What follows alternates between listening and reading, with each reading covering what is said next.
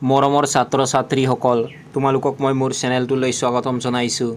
আজি মই অষ্টম শ্ৰেণীৰ অসমৰ ইতিহাস পাঠ্যপুথিৰ খণ্ড 3ৰ পাঠ 2 ব্ৰিটিছৰ অধীনত অসমত নতুন শাসন ব্যৱস্থাৰ প্ৰচলন পাঠটোৰ অনুশীলনীৰ প্ৰশ্নসমূহৰ উত্তৰসমূহ আলোচনা কৰিম। গতিকে তোমালোকে ভিডিঅ'টো প্ৰথমৰ পৰা শেষলৈকে চাবা।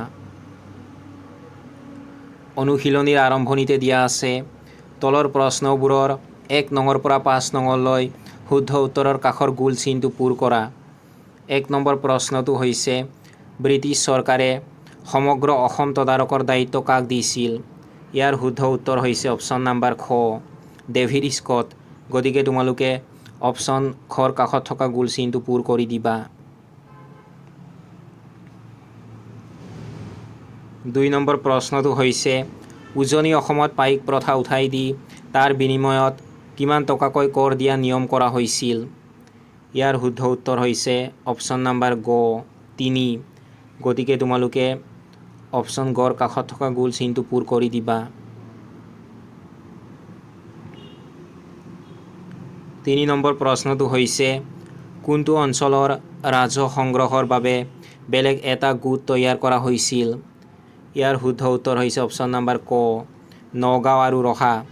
গতিকে তোমালোকে অপশ্যন কৰ কাষত থকা গোল চিনটো পূৰ কৰি দিবা। 4 নম্বৰ প্ৰশ্নটো হৈছে সদৰ আমিন আৰু মুন্সিফৰ কি দায়িত্ব আছিল? ইয়াৰ শুদ্ধ উত্তৰ হৈছে অপশ্যন নাম্বাৰ ঘ, বিচাৰ কাৰ্য চলোৱা। গতিকে তোমালোকে অপশ্যন ঘৰ কাষত থকা গোল চিনটো পূৰ কৰি দিবা।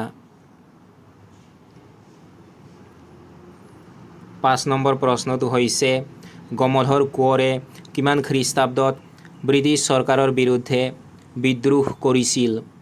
ইয়াৰ শুদ্ধ উত্তৰ হৈছে অপশ্যন নাম্বাৰ খ, 1828। গতিকে তোমালোকে অপশ্যন খৰ কাষত থকা গোল চিনটো পূৰ কৰি দিবা।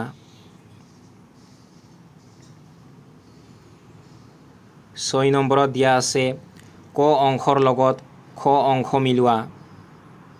ক অংশত প্ৰথমতে দিয়া আছে জনাৰ্দন বৰবৰুৱা। এইটো তোমালোকে খ অংশত দিয়া উজনি অসমৰ ৰাজহ সংগ্ৰহ এইটোৰ লগত মিলাই দিবা। তাৰ পাছত ক অংশত দিয়া আছে চিৰাস্তাদাৰ। এইটো তোমালোকে খ অংশত দিয়া নামনি অসমৰ ৰাজহ সংগ্ৰহ এইটোৰ লগত মিলাই দিবা। তাৰ পাছত ক অংশত দিয়া আছে কমিছনাৰ ৰবাৰ্টছন। এইটো তোমালোকে খ অংশত দিয়া মাটিৰ পট্টা এইটোৰ লগত মিলাই দিবা। তাৰ পাছত ক অংশত দিয়া আছে লতা পানী ফুকন।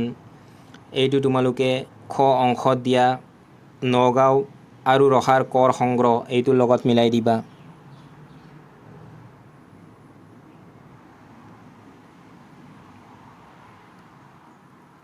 7 নম্বৰত দিয়া আছে শব্দ শৃংখল। এই শব্দ শৃংখলটো মই তোমালোকক ইতিমধ্যে সম্পূৰ্ণ কৰি দিছোঁ। থিয়কৈ ক নম্বৰত তোমালোকে লিখিব লাগিব ব্ৰিটিছ চৰকাৰে বহুওৱা এবিধ কৰ।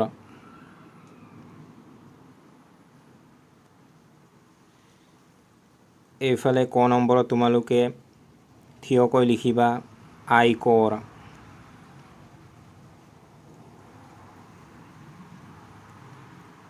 তাৰ পাছত খ নম্বৰত দিয়া আছে বিচাৰ কাৰ্য চলাবলৈ সৃষ্টি কৰা পদবী।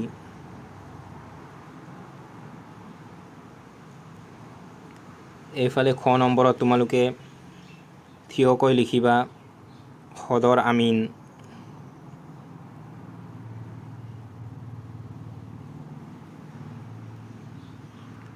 গ নম্বৰত দিয়া আছে প্ৰশাসনিক সুবিধাৰ বাবে অসমক কৰা ভাগৰ পশ্চিম খণ্ড।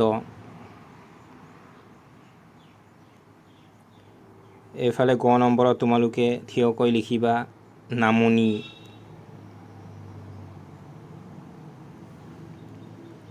তাৰ পাছত ঘ নম্বৰত দিয়া আছে ডেভিড স্কটৰ পদবী।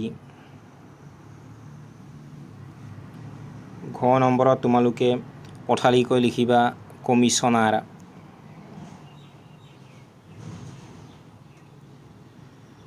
ঙ নম্বৰত দিয়া আছে নামনি অসমত প্ৰতিজন পাইকক পুৰা হিচাপত দিয়া মাটিৰ পৰিমাণ। এইফালে তোমালোক 9 নম্বৰত পথালিকৈ লিখিবা 3।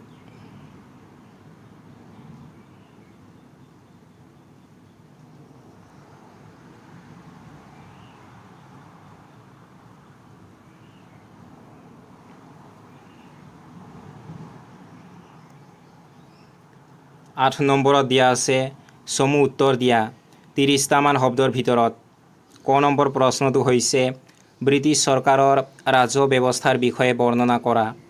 তোমালোকে উত্তৰত লিখিবা ব্ৰিটিছ কমিছনাৰ ডেভিড স্কটে অসমত এক নতুন ৰাজহ ব্যৱস্থা প্ৰৱৰ্তন কৰিছিল। তেওঁ মাটিৰ জৰীপ কৰাই খেতিৰ ওপৰত ভিত্তি কৰি কৰ নিৰ্ধাৰণ কৰিছিল। নামনি অসমত প্ৰতিজন পাইকক 3 পুৰাকৈ গা মাটি দিয়া হৈছিল আৰু ইয়াৰ বাবদ বছৰি 10 টকাকৈ গা ধন বা খাজনা লোৱা হৈছিল। ইয়াৰ উপৰি খেতিয়কসকলে জনমুৰি কৰ আৰু বিভিন্ন বৃত্তিজীৱী লোকসকলেও চৰকাৰক কৰ দিবলগীয়া হৈছিল। খ নম্বৰ প্ৰশ্নটো হৈছে অসমৰ প্ৰথম ব্ৰিটিছ বিৰোধী বিদ্ৰোহৰ বিষয়ে চমুকৈ লিখা। তোমালোকে উত্তৰত লিখিবা 1828 খ্ৰীষ্টাব্দত গোমধৰ কোঁৱৰৰ নেতৃত্বত অসমত প্ৰথম ব্ৰিটিছ বিৰোধী বিদ্ৰোহ সংঘটিত হৈছিল। আহোম ৰাজতন্ত্ৰ পুনৰ প্ৰতিষ্ঠা কৰাৰ উদ্দেশ্যে ধনঞ্জয় বৰগোহাঁই আদিকে ধৰি আহোম ডা ডাঙৰীয়াসকলে গোমধৰক ৰজা পাতি এই বিদ্ৰোহৰ সূচনা কৰিছিল। তেওঁলোকে ব্ৰিটিছৰ ৰাজভঁৰাল লুট কৰাৰ লগতে ৰংপুৰত থকা ব্ৰিটিছ সেনা ছাউনী আক্ৰমণৰ প্ৰস্তুতি চলাইছিল। কিন্তু ব্ৰিটিছ চৰকাৰে কঠোৰ হাতেৰে এই বিদ্ৰোহ দমন কৰে আৰু গোমধৰ কোঁৱৰক বন্দী কৰে।